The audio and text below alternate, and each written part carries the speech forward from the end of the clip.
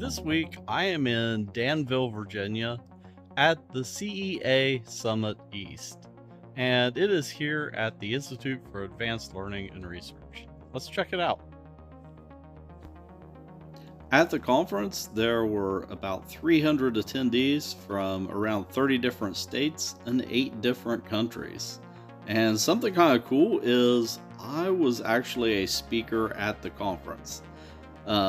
My panel shared about K through 12 educational outreach, and I talked about what we do at Bob's, and I also talked about Seed Your Future, which is an organization that I work with.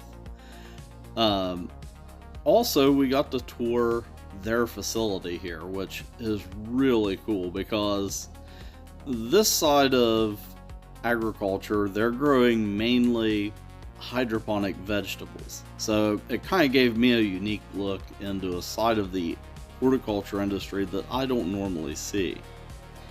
And they're doing some really cool stuff with cameras.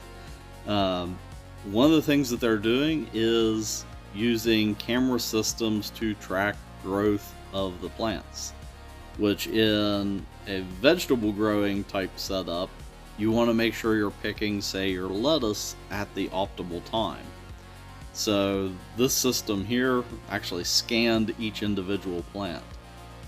They're also working on developing different plant breeds.